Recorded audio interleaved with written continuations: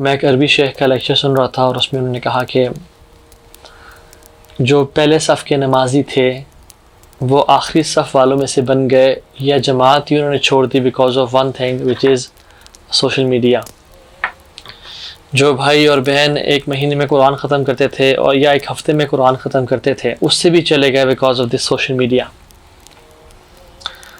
कुछ लोग ऐसे थे जो दुआ करते थे, अल्लाह ताला उनकी दुआ फ़ौरन कबूल करते थे, लेकिन अब वो दुआ करते हैं उनकी दुआ कबूल नहीं होती because of this social media excessive usage, जो कि आँखों का ज़िना, कानों का ज़िना, ज़बान के ज़िना और हर तरह के इंसान के नेक अमल से उसको दूर कर रहा है।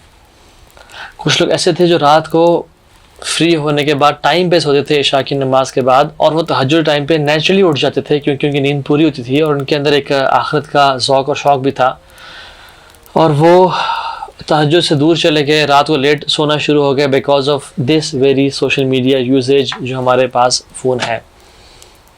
और कितने ही लोग हैं, कितने ही जो जवान हैं जिन्होंने अपनी जवानी तबाह कर दी इसकी वजह से। कितने ही फैमिली मेम्बर्स हैं, हस्बैंड वाइफ, उनका रिलेशन वीक से वीक होता गया, हत्ता कि डाइवोर्स तक बात पहुंच गई because of extra and over usages of social media. अगर मैं आपसे बात कहूं कि शायद इस दौर का सबसे बड़ा फितना नौजवानों के लिए, भाइयों या बहनों, और इसमें मैं जो बच्चे हैं टीनेजर्स उनको एक्सक्लूड नहीं कर रहा और जो बड़े हैं मैं उनको भी एक्सक्लूड नहीं कर रहा, वो सोशल मीडिया है, तो मैं शायद एग्जैजरेट नहीं कर रहा।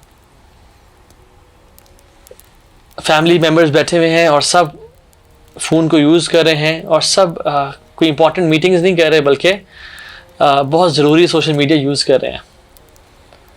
एंड इससे बड़ा जो फितना आगे हमारा इंतज़ार कर रहा है हमारी नस्लों के लिए वो है AI surveillance state, quote end quote the जालिक सिस्टम।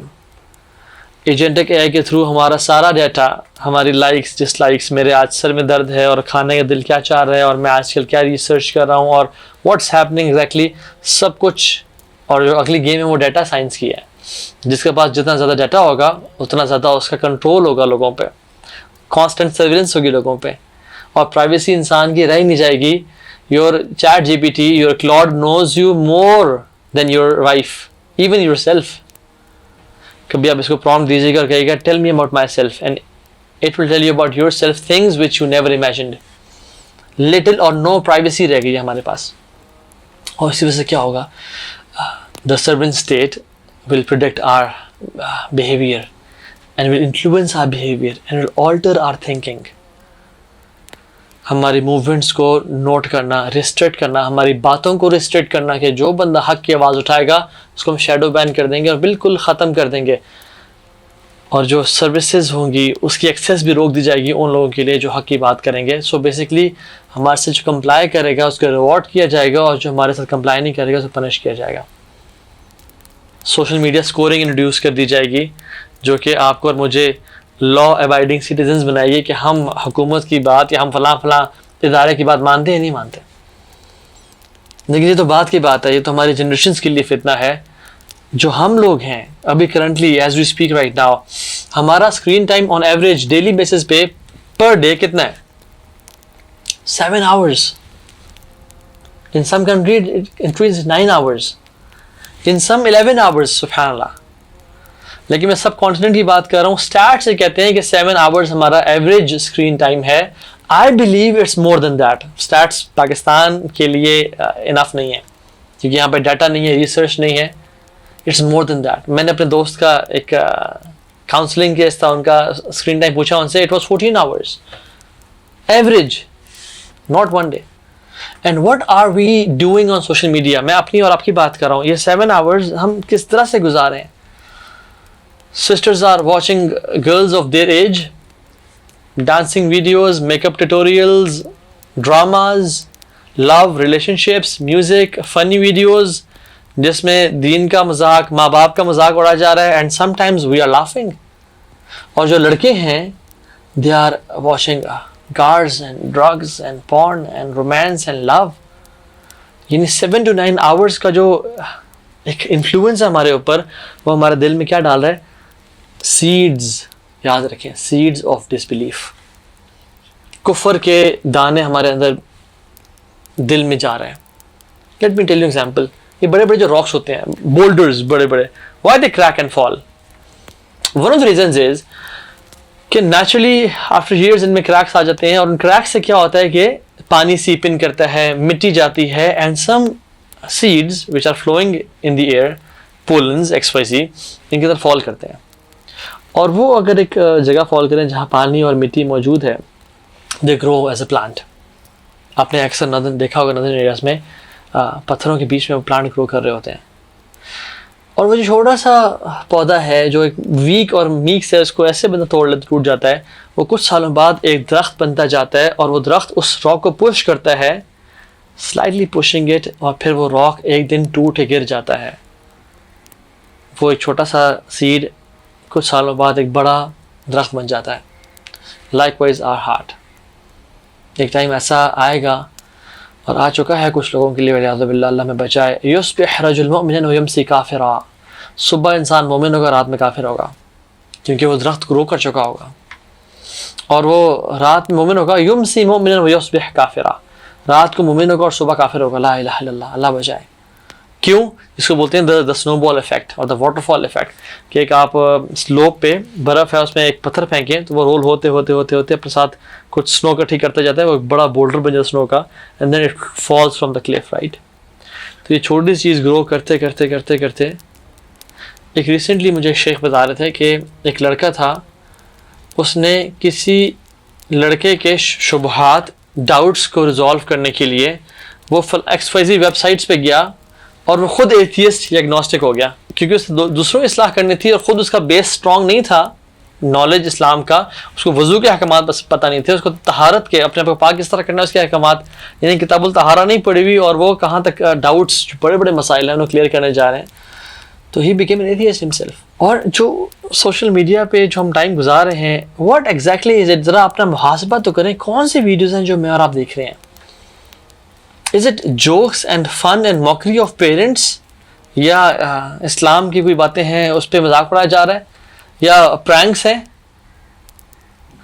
मैं आपको चीज़ बताऊं, जब कुफार मक्का, मुनाफिकीन मदीना जोक्स करते थे ना, तो अल्लाह के नबी को अल्लाह ताला ने कहा, फ़अरिद अन्हुम हत्ता यख़ूदू फ़ी हदीसिन ग़ैरिह, इनसे दूर हो जाएं, इनसे अपना चेहरा फेर लें, हत्ता कि कोई और बात करना शुरू हो जाए, तो फिर आप आ सकते हैं। सूरह अनाम आयत नंबर 68, कि आप इनसे दूर हो जाएं हत्ता कि तब वापस आएँ जब ये कोई और कन्वर्सेशन करना शुरू कर दें, बिकॉज ये बातें इस्लाम के मिजाज के ख़िलाफ़ हैं जो ये कर रहे होते हैं।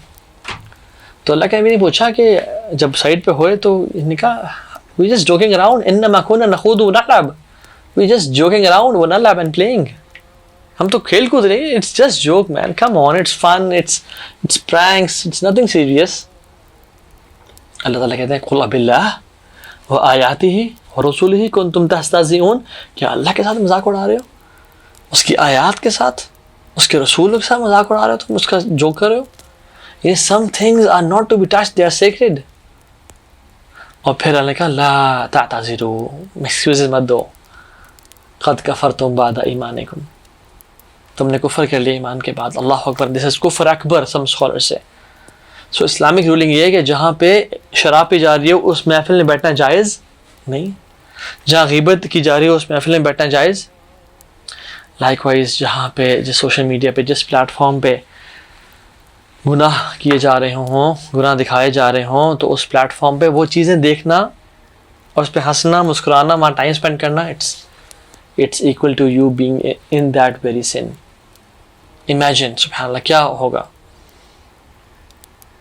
और हम भी किस तरह से डिसेंसिटाइज हो गए हैं कि एक वीडियो में गज़ा में जेनोसाइड हो रहा है, और दूसरी वीडियो में शॉपिंग कर रहे हैं, और तीसरी वीडियो में कोई डांस हो रहा है, और चौथी वीडियो में कोई ड्रामा का क्लिप है, और पांचवी वीडियो में फिर दोबारा गज़ा में जेनोसाइड हो रहा है। And we have desensitized, and there is a funny video, we are laughing.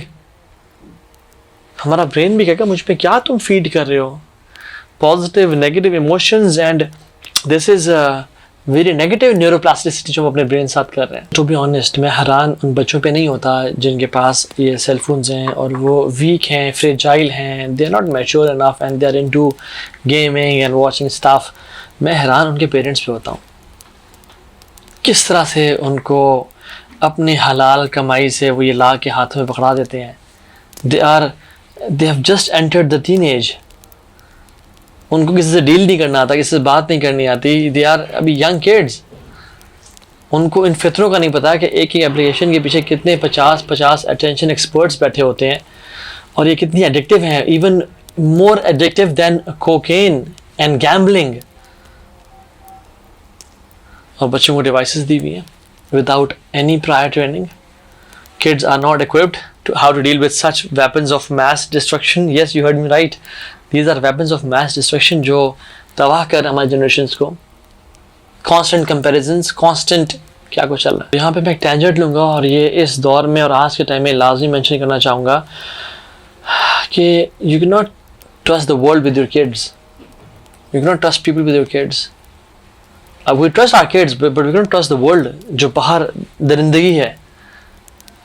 किस तरह से पेरेंट्स अपने बच्चों को स्विमिंग पूल्स में भेजते हैं और वो ट्रेनर्स के हवाले कर देते हैं, and they are teaching them swimming not knowing कि वो हरासमेंट कर रहे हैं नहीं कर रहे हैं। ड्राइवर्स के साथ अकेले भेज देना और उसमें सर्वेलेंस ना होना। घर के चौकीदार या घर के कुक्स ये अंदर के ही लोग होते हैं जो सबसे ज़्यादा फ़ायदा उठाते हैं लोगों का। इल्ला मन रहिम रब्बी, they are good people as well, there are trustworthy people, but you can not trust everybody. Classes में जा रहे हैं, अकेले मौजूद है वहाँ पे और सुबहानअल्लाह अजीब एक माहौल है। ट्रेनिंग क्लासेस हैं या मार्शल आर्ट्स की क्लासेस हैं, you can not trust them.